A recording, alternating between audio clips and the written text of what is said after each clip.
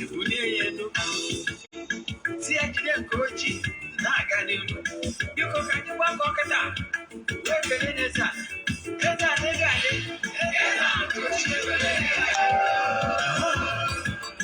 Ezeana Ugochi Tubelu. Welcome, man, Oraifite. Igade.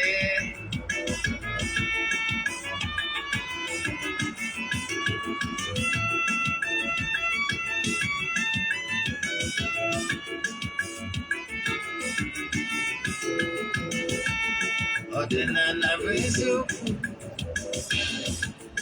Ọdịnala bụ ụzọ ndụ. Ị ma na o nwere olu na-eti mkpu na-asị ụmụ Igbo chigharịa, ụmụ Igbo chigharịa. Kwa mbọsị ọ na-eti. N'ụtụtụ n'abalị ọ nọ na nkụzi. Ezeana Ugochi Tubelu, onye ọma na Oraifite, onye mgbasa ozi ọma ọdịnala gaba n'ihu. Ezeana Ugochi Tubelu, onye nwanyị ji eme ọnụ. Ọdịnala bụ ụzọ ndụ gaba n'ihu.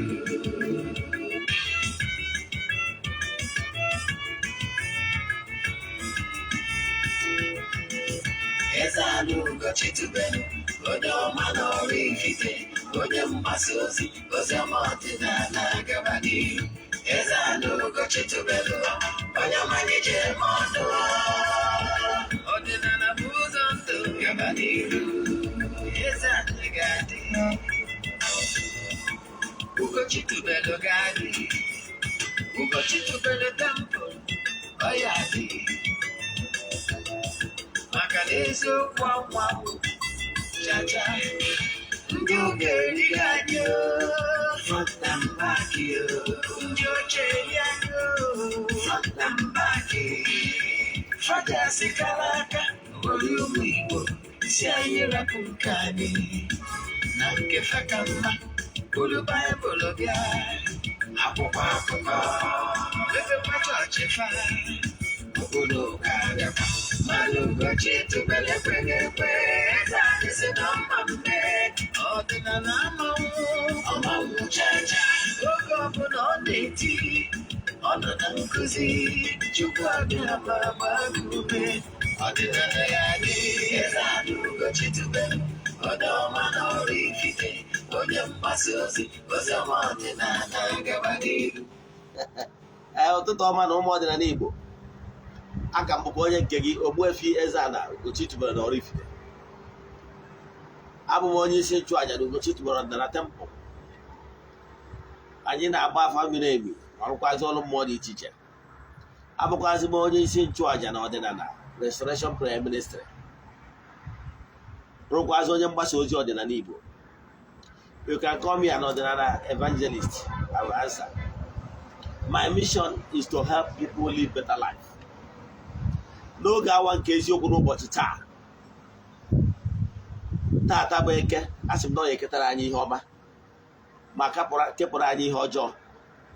Asị m onye echeche ihe ọjọọ ya eme anyị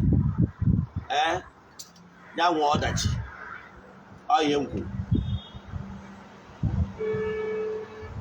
Asị m na anyị ga-ejere obodo n'ara obodo maka na ada ụka ibe na ọ na-agụ akwa. Abịakwa n'ụbọchị taa, isiokwu anyị ji bịa n'ụbọchị taa bụ all you need to know about ọdịnala Igbo / African spirituality.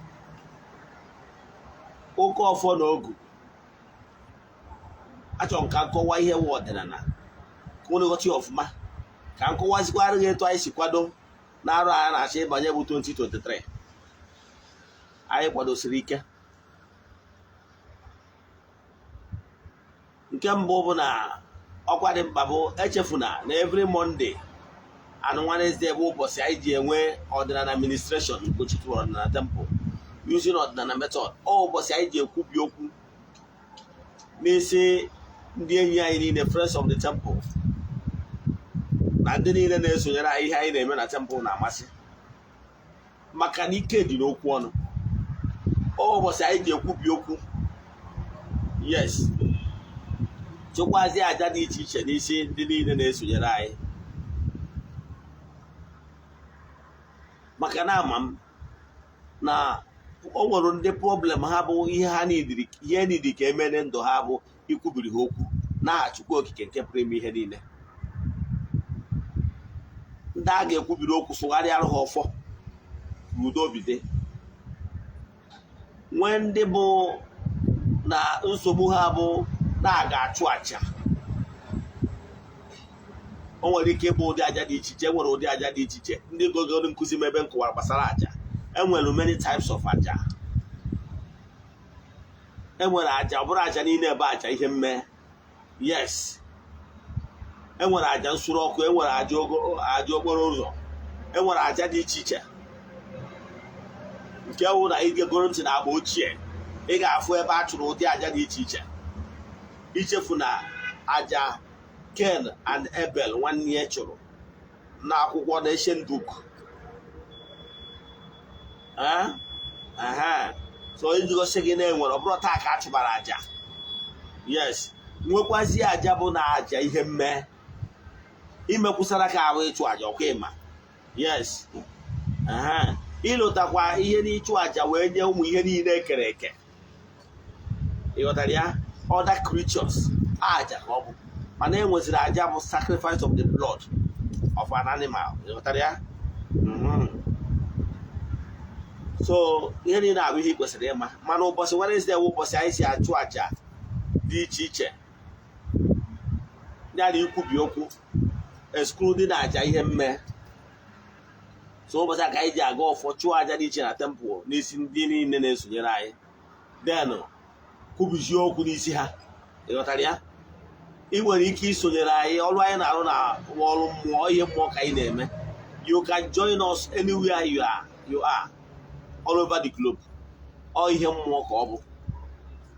Ị nwere ike isonyewu na mmụọ wee keta oke na ya. Ihe dị mkpa bụ n'ife si East n'otu Ugochi tụrụ na temple wee ya ayịyọ. Ịghọtara ya? Wepụta 5, 10, 15, 20 minutes for your meditation ka i nwee ike connect ya. Ịghọtara ya? Then anyị nwekwaziri ike ibisi the temple na ọ bụrụ na ị nwee ike. That day ana m enwekwa counseling. Ịghọtago? Anya administration. Ka bụ ihe ị kwesịrị ịma. Monday and Wednesdays. Then nke ọzọ ọkwa dị mkpa bụ echefuta na aja anyị na-achụ kwa ọnwa nke ọnwa Disemba eme ya wetaga n'isi njedebe. Nke Jenụwarị ga-ebido na Jenụwarị 6. Ọtụtụ ndị mmadụ ebukubego. Ndị ochie amadago ka esi eme ya, mana maka gị gbaba onye ọfụ ihe ị dịrị ime ya bụ aja mbuli elu na aja ịpụta ihe anyị na-achụ for 14 days n'ọnwa ọbụla n'isi ndị niile na-esonyere anyị all over the globe. Distance abụrụ ebara ya. Bụ if forward or 3 prayer request, mee donation token to the account number. Mana maka ndị bụ ndị ọfụ anyị ga-enidi ya information. Mana chat ya na WhatsApp ka nwee ike gwa gị details, nye gị details ndị niile. Nwetakwasị information anyị niile n'aka ka anyị wee ike bukuo gị. Chat ya m na WhatsApp 08057837672. I repeat 08057837672. Nke a ọkwa dị mkpa. Anyị abatago na nkụzi ka anyị ji bịa n'ụbọchị taata bụ Igbo spirituality. Ihe niile ị kwesịrị ịma gbasara ya bụ African spirituality. Wee gwazie gị na onye nwa bụ ụka ọfọ na ogu. Ọdịnala Igbo does not support suppression. Ịgba mmadụ n'oru. Ọ sọpọtụrụ mmegide. Is all about live and let live. Biri ka mbiri. Ọdịnala Igbo nwere nsọ. Achọrọ m ịkọwara gị ihe bụ ọdịnala Igbo. Ọ dị mwute n'ụbọchị taa na ị ga-afụ ndị bụ purely occultic people. They will be talking about ọdịnala Igbo. Ọdịnala Igbo wu a spirituality on its own. Ọ dịrị oturu mma oturu, ọ dịkwa n'oturu mma otupu. Ọdịnala Igbo nwere spirituality nke onwe ya. Ọ bụrụ ihe ị ga-eje na-eweta ike mbute si ka itinye ya n'ọdịnala ma ọ bụ ka ime isie ya gwa ya ụgwa. Ọ bụrụ pịa ọdịnala ka ị na-eme. achọrọ ka nkọwarụ ndị mmadụ ihe dị iche na capital B na Ogbuefi ịghọtara ya maka na ndị be anyị tụrụ ilu si na a na-egosi nwata awọ n'ikpe okwute a na-emetụrụ ya aka maka na awọ na okwute yiri. Ọ dị mwute na ndị mmadụ na-etinyezi aka n'ajọ ọgwụ tọọ ya ọdịnala ọ bụrụ eziokwu andọ omume dị etu a mere ọtụtụ ndị mmadụ ji were na-eche na ọdịnala bụ the diabolic thing. Ụfọdụ ndị mmadụ che na ọdịnala bụ ka egbuwe mmadụ ma ya ọ bụrụ any of ya ọnkụl onwe ọnkụl gara eje ụka ọ bụrụ onye ọdịnala ọ bụrụ eziokwu. Enwere characteristics ihe ga-eme ka mmadụ bụrụ onye ọdịnala. Nke mbụ, onye a ga-abụrịrị onye na-asọ nsọ ana, onye ga-asị mba na ya ime ihe a na ga-egbu mmadụ. Ịma ihe bụ ọdịnala Igbo ọnwa ụbọchị nkọwarụ ya na onye nwa bụ 10 commandments. Ọnwa ụbọchị mgbaliri one after the other. Jee na ma YouTube channel ị ga-afụ ebe nkụzi maka ya sị gị na ọdịnala ọ bụrụ na ị na-edebe that 10 commandments forget it bụrụ onye ọdịnala. Ịghọtara ya? 10 commandments ọ bụrụ a book for ndị ụka anyarị. 10 commandments has been there in BC before Christ. That is during the time of Moses ha wee dere gabazie ọ n'oge Moses ka etirie na tablet that is aka abụọ ya aka abụọ dee ya ede written. Mana even before Moses iwu adịgori mana abịakwa the fresh memory of the Jewish people maka na ihe bụ natural laws that governs the entire universe irrespective of any race you are from. So mana before then ọdịnala Igbo have been observing it. Mgbe gboo anyị agwa gị ga-ejekwa na nwere atụrụ mmadụ ma ọ gburu ji mmadụ n'ọkwa ihe ana na-egbukwa mmadụ. Anyị agwa gị ga-edinakwuda nwunye mmadụ n'ọkwa nsọ ana. Mana ọ dị mwute na ọtụtụ ndị mmadụ ada asọzi nsọ ana. Ụfọdụ ndị mmadụ ba ezi okpukpere dị iche iche therefore water down the nsọ ana mindset n'obi ndị mmadụ. Ndị mmadụ wee na-ejezi ebe ọ ga-adịrị ha isi ebe anyị agwa ha na ofu onye jupụtara n'obi ọma na obi ebere is so merciful. Therefore na ihe ọbụla abụghị ihe mpụ na ọtọ na ha metara na ha kpọọ ha n'afọ onye nwa say thank you kwa afọ onye nwa na njọ ha niile awaipu gị. You are just deceiving yourself. Ọ bụrụ eziokwu. Whatever you sow, gaa gụọ Galatians 6:7. Ọ sị God can never be mocked. Na ama Chineke abụrụ onye a na-akwa emo. Now whatever you sow is what you reap. Take it or leave it. No need of painting it ma ọ mee ya ka ọ dị acceptable to people. Ọdịnala Igbo dị nsọ ri ọdịnala.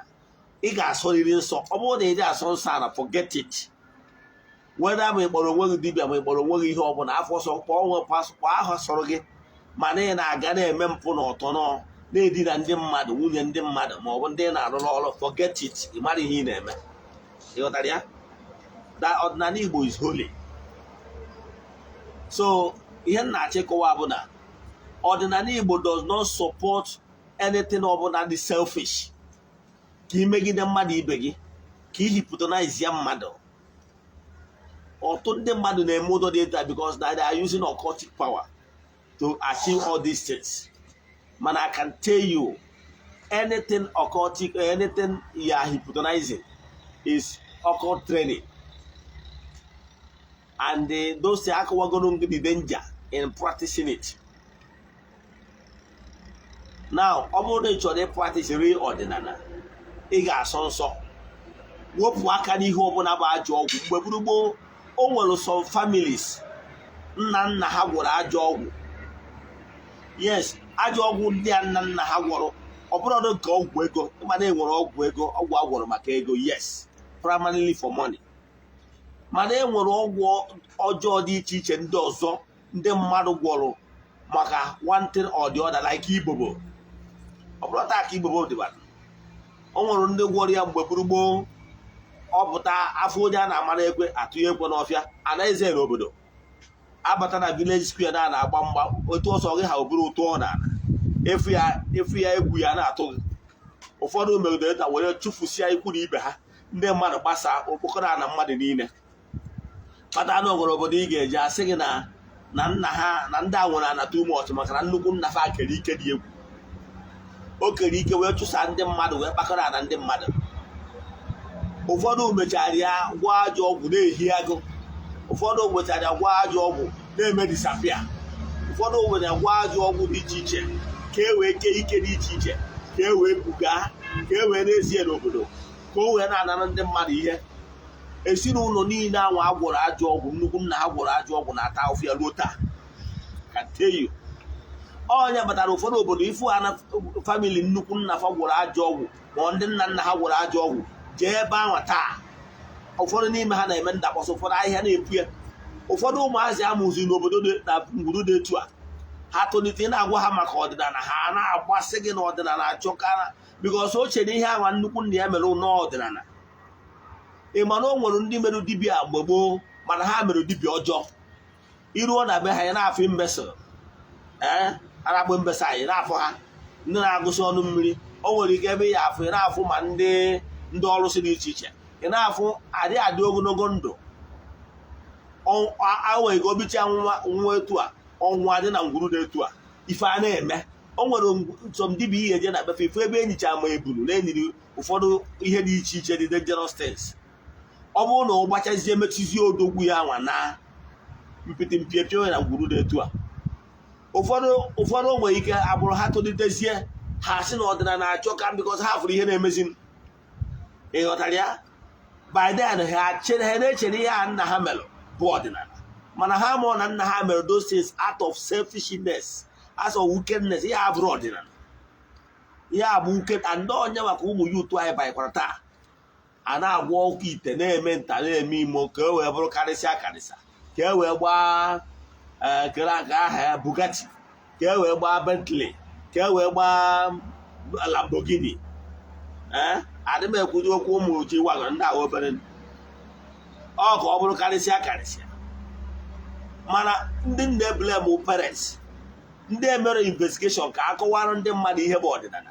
A na-ezo nwụrụ ka ụmụazị ghara ịma. Izowezie nwụrụ anọ na 21st century, nwatakịrị ahụ ọtanye n'aka onye ọjọọ ga-akụziri ihe ọzọ in the name of ọdịnala. Ụfọdụ ndị niile abụ Christian mother, ụmụ ha na-eji eburu oke ite. Ị ghọtara ya? Maka na a na-ezo nwụrụ akọwara ọrụ ya na oke ite abụrụ ọkwa ọdịnala. O jezie ọdanye n'aka onye ọjọọ ya ekụziri ya ihe, ebunye ya oke ite ma ọ bunye ya oke ibubo. Emesizie ọdaba n'isi ezinụlọ ede akwụkwọ n'isi nne na nna ya, maka na ajọ ọgwụ anyị agbaghị onye ọya ewe nọọ mgbe o buo ọchụ ihe ojiri aka ya kpaba nri. Ekwuzie ya sị ka onye kwurunu, maka na ụfọdụ belivuru na ịwọrọ ihe na-ahịa afọ na soshal midia. Ụfọdụ achọrọ ka e kwuo na ajọ ọgwụ dị njọ, maka na o nwere ike onye efe iro na-ekwu ọ bụrụ ịkpọchiri ihu ọrụ. Mana nke bụ eziokwu si asịrasị ekwu na ekwu. Yes, ọ bụrụ na ndị ọzọ ekwu na mụnwa bụ Eze-Ana ya ekwu, maka na echiri m Eze-Ana. I always say the truth all the time. So onye na-achọ ịkọwa bụ ọdịnala abụrụ ajọ ọgwụ, does not support ajọ ọgwụ. Mgbe gburugburu o nwere onwe ike mmadụ abụrụ okenye, ọ bụrụ na ọnya nwa ga-efe ala obodo ma ọ na ọnya ga-enye mmụọ bedebe nna ya nri. Okenye ru ya jos onye ọdịnala ka ọ bụ ọbụrụ dibịa. Agbara m ọnụ na dibịa abụrụ ọnya abụrụ a custodian of ọdịnala Igbo. Dibịa wee profession etu medical doctor si wee dịrị. Enwere ndị bụ ndị aka ji anị aka ji ọfọ, ndị nze, ndị chiri echichi, ndị chiri ọzọ. Enwere ndị bụ ndị custodian of culture of their people. All ha bụ the culture people. Ọ bụrụ dibịa. Dibịa nwere ike ịnọ n'ọkọt na-eme dibịa, nwere ike ọkọt na-arụ dibịa. Ọ bụrụ onye mere the representative or a mouthpiece of ọdịnala. Ịghọtara ya? Mgbe gburugburu a na-enwe eze mmụọ wụ chi priest nọ n'okwu mmụọ bụ obodo. O nwere dị ka ọ bụrụ okenye rurie agụọ ya ka ọ je banye dị ya ka mmadụ ga-atụ ihe na-eme na be nna m tata. Enwere mmụọ dị be nna nyenwa bụ a na-efie n'okenye actually. Mana ihe na-eme na nke ikpeazụ a na anyị chọpụtara na onye bụ okenye anyị abụrụ ojiro ọkwadoro ọchịkọrọ ọnụ etu kwesịrị na ọ ga-esi bụrụ onye na-achịkọ ọnụ, bụrụ onye na-akpọ udo, bụrụ onye ga-akpọkọta ụmụnne ya niile ọnụ. Maka na ka ọ bụrụ ọhazirume ga-enye ya ọfọ ọ ga-eji wee banye na mmụọ. mana ọ nọkọtara je gbawa ibia eso m na ndị na-champion nụ si je pụta dibia na mba ya bịa gbaa afa na okwu mmụọ a ọ bụrụ na onye a na mmụọ anabatara ihe ọ na-eme ya si ebe a pụọ then agba afa weturu ụmụnne ya onye ọbụla mmụọ chụso ya banye ihe a chọrọ ụgbọ onye aka ya dị ọcha onye ga-agba ọkpọ mmụọ okwu mmụọ aza ịghọtara ya ọ bụrụ onye ọnọkọta were ogbu mmadụ ma ọ wee onye otu nzo je tinye n'okwu mmụọ so ala Igbo nwere ndị bụ ndị na-ekwuru obodo tụọ aka o si wee dị mana kịtazi n'ụtọ na-akụziri ọrụ ụmụasị and the one thing I know na world of social media ịjụ n'ime ekụziri your children what they should know believe in me they will learn it from another person and that person might teach them the wrong thing before you know it isizie if nwatakịrị amụrụ na ezigbo ezinụlọ nne na ndị ya adịghị ezu ori adịghị agba agba adịghị eme ihe ọjọọ nwa ha na-eme ihe ọjọọ so the best thing for you to ịnụ nwa ha na kụzieri ya ihe bụ ọdịnala gwa ya ihe bụ ajọ ọgwụ maka na o meghị n'izu o mee n'ọnwa ịghọtara ya ịgbachi na nkịtị sị ka ị ghara ikwute ekwute so ọdịnala Igbo bụ ọfọ na ogu imegide na mmadụ esi na for ya selfish interest ka ije suppress ya mmadụ ọ bụgoro ihe buru placenta mmadụ tii n'oke ite ka ọ na-arụ ọrụ ọ bụgoro ihe eje nara nwa agbọghọbịa ibu wee je họteelụ narị ya akpa nwa ya ka o wee bụrụ na oke ite gị na-arụ ọrụ ọ gbasara gị ihe ma wụrụ chọrọ ego ị chọrọzi ịma afọ ị na-etinye onye ahụ in future ọ bụgo na a ga-eweta eju tinye na ya ihe ma onye na-arụ ọrụ ị chọrọzi ịma what is happening all selfishness ka ọ bụ ịghọtara ya ka m gwa gị mgbe ochie ana Igbo a na-agwọ ọgwụ mgbe ochie yes mana ọgwụ a na-agwọ ọgwụ ezigbo ọgwụ o nwere ọgwụ wee ezigbo ọgwụ after all mgbe i jere were weta nke a weta nke a weta nke ọgwụ ka ime isiri ijego na kemist eweta paracetamol weta antisinet weta nke ọgwụ ka ime isiri ọkwa eziokwu yes etu a ka ọ dịgwu na mgbọrọgwụ ị nwere ike iweta ijite nwere oke na nwunye iweta ijite weta ọdụ opuo weta nka weta nka weta nka mekọta ya ọnụ ọ bụrụ gị ọgwụ mana ihe ọgwụ na-eche ekewu the intention of gị nwa na-eme ya n'obodo mgbe gburugburu a na-enwe ihe a na-akpọ ịtụ ogu o nwere ike ọ bụrụ obodo ndị agha ndị invaders na-abịa anakwute n'obodo ahụ ejetuo ogu ejetuo ya na-akpọ egbo atụ egbo ahụ anyị ekechie n'akwa onwe ka ihe amụrụ na ifu gị na bọọlụ ọ ya adịghị asị n'ihe ji wee krọs bandịrị ebe ndị mmadụ si abata bifo ị gafee obodo a ị agarịrị ọnda egbo egbo ahụ nọ ka skan natural scan ga skan gị ọ bụrụ na o nwere ihe ọjọọ iji ihe ọjọọ anyị ji emelụọ dati ogwu a atụ emelụọ ya is for protection.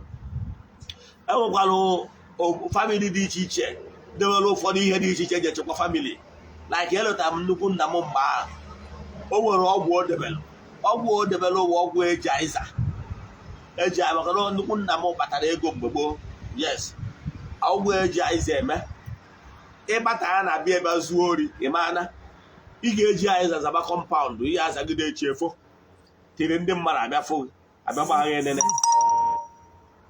nke a dị good because onye alachara ọnụ ụgụrụ alacharị ọkwa eziokwu ọ na-eprotect ihe mana nke bụ ọgwụ ọjọọ bụ mgbe ọgwụ ọbụla ị na-agwọ ka iwe suppress ndị ọzọ ka e buru bute ka ị nana ndị mmadụ what the right thing belong to them ịghọtago and ọ ga-abụ ọgwụ ọjọọ ịghọtara ya so ka ịghọta ihe bụ ọgwụ na onye abịa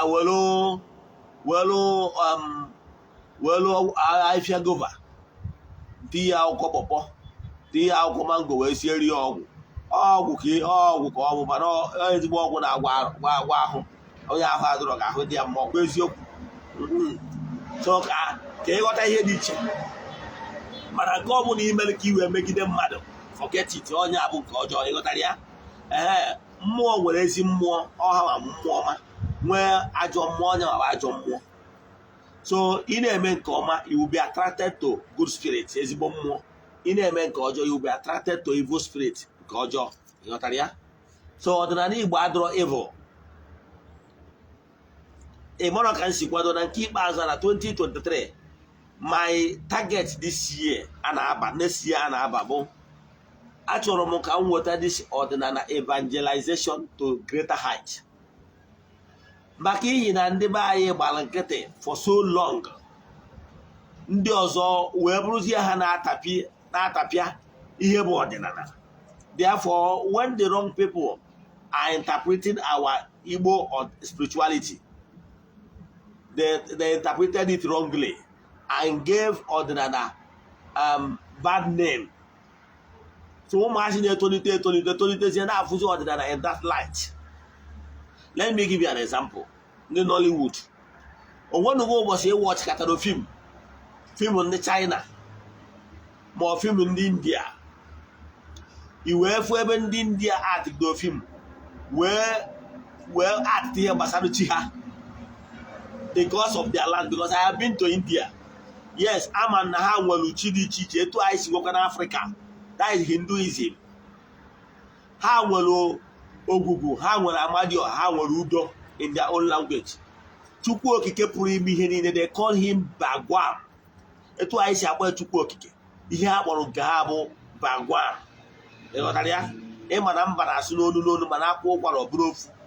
Yes, I stayed in northern India, so I understand what I'm talking. So ha wee okpukpere ha, ị nwere ike ịfụ ebe a atịkọtara fim, fụ ebe a atịrị ka onye ụka ọbịa bịara merie chi ha na fim, nwere ike ịfụ ya n'ụwa ọma emenata.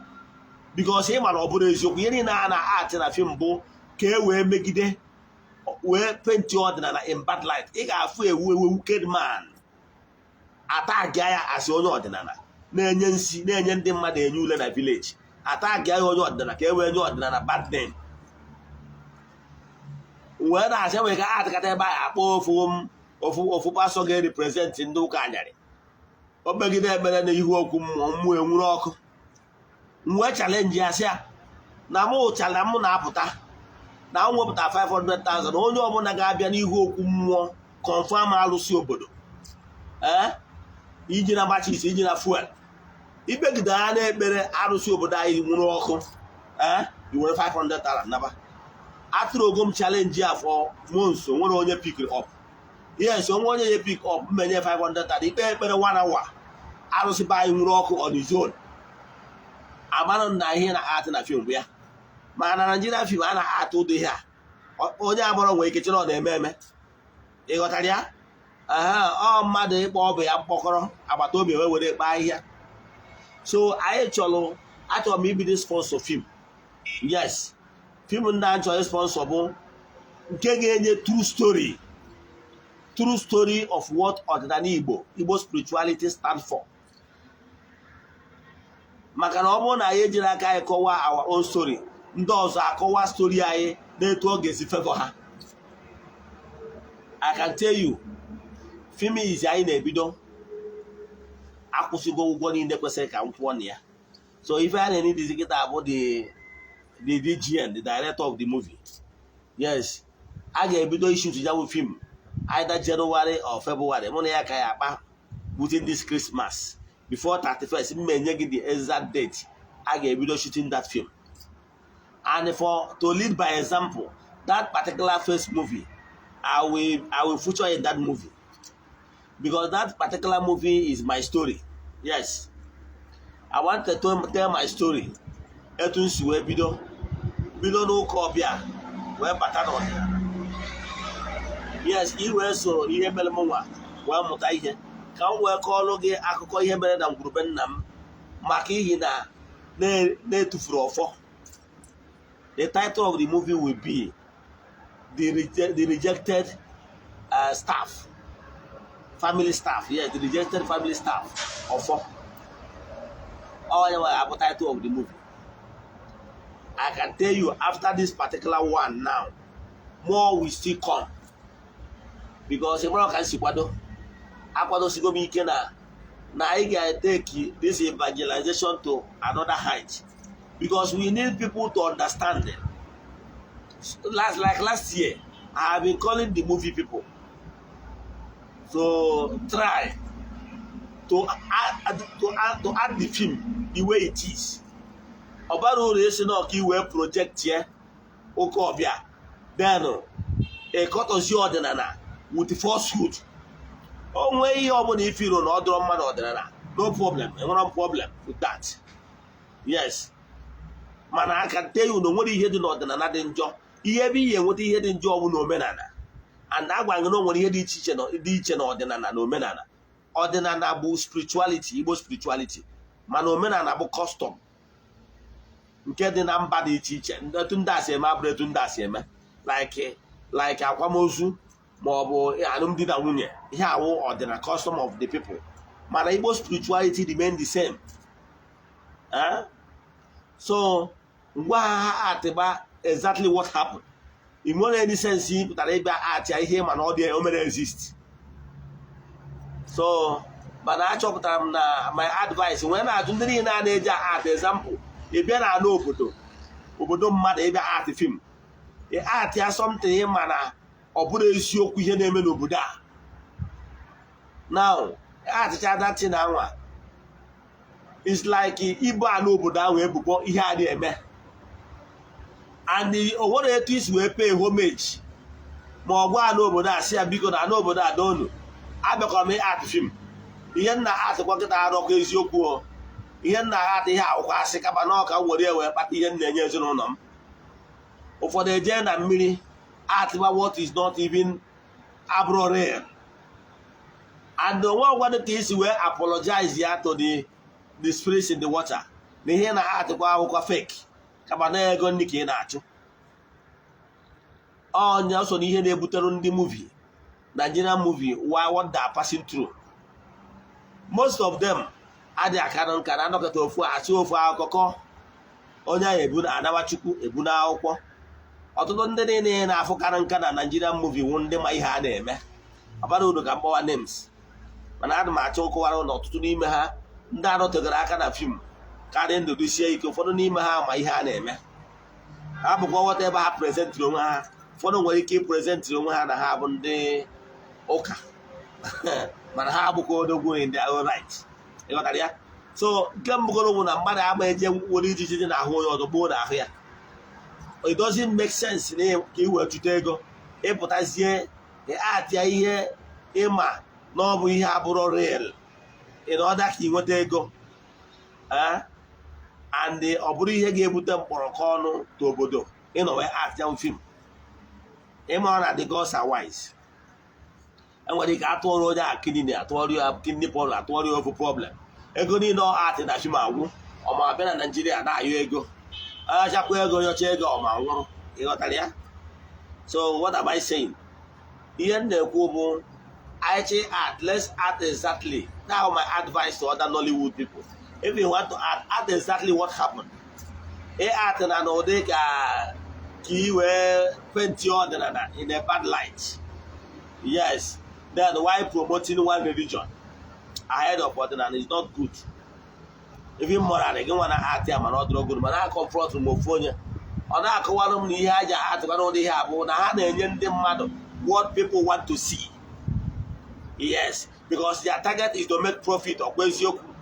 So therefore ha ga-like adịrị ndị mmadụ ihe ha chọrọ ịfụ wee promote okpukpere ndị ụka anya. So their target is money. But m nwa na onwe Ogbuefi abịago m ebe art ya film one day mmadụ true story. To make money from it is not even our dream. Ọ bụrụ onye our main target.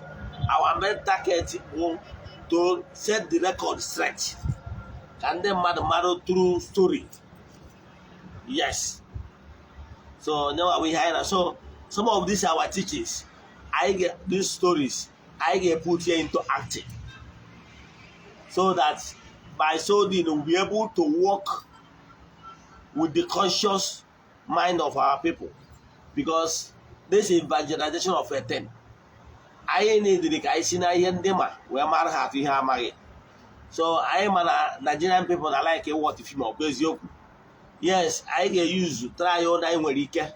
If you know why they are watching that film, Hana Mata Hakwesema, Neze kwa ihe ọbụla ha kwesịrị ize maka ndụ ha. Ọ bụrụ na anyị nwee ajụjụ na nkụzi a ma ọ bụ ihe ọbụla nkụzi gogbo, send them message na WhatsApp. Ihe nwere ike imere onye fọrọ n'anya bụ share this message. sendịala ma ọ bụrụ nwere ajụjụ ị nwere ma ọ bụ na ị chọrọ irichi m nwa Ogbuefi Eze-Ana Ugochi Tubelu for anything na ịchọ ka alụ ọrụ mmụọ ka agbara ya bụ sendịala meseji na WhatsApp 0805 78 37 672. I repeat 0805 78 37 672. N'aha Chukwu Okike nke pụrụ ime ihe niile, ayọ m ayọ kwuo okwu ngozi n'isi ndị niile, friends of the temple and our friends all over the globe and our fans. Na-ayọ ngozi n'isi ha na tata anyị kwuru okwu gbasara Igbo spirituality and ọfọ na okwu bụ the basic of Igbo spirituality. Mee ọfọ and ogu fight their battle. Ndị a na-emegide emegide, ndị a na-anara oke ha, ka ọfọ na ogu gbuo ndị niile sịrị na ndụ anyị amadị. Ndị niile onye ọbụla chee ihe ọjọọ ga-eme anyị, ọfọ na ogu gbuo onye anwa. Onye ọbụla sịrị ka ọ nara anyị oke anyị ma ọ bụ ka e nara anyị ife anyị maka ihe na ya nwere onye ya ekwuru anyị, a sị m ọfọ na ogu gbuo onye anwa. Onye ọbụla chechara ihe ọ ga-eme, onye ọbụla bụ onye ọdịnala wee na-ache ndị mmadụ ka ha bata mmemme Xmas ka a ghasara ha enye ule ma ọ tiri ha poison, a sị m ọfọ na ogu gbuo onye anwa. Onye ọbụla na-eche ihe ọjọọ ọ ga-eme nwanne ya ka o wee narị ya oke ya, a sị m ọfọ na ogu gbuo onye anwa. N'aha Chukwu Okike nke pụrụ ime ihe niile, onye ike niile si n'aka ya bịa. Daalụnụ. Ka ọ dịkwa na echi niile bụ Saturday by 9 AM. Ya gazienụ. Ọfọ.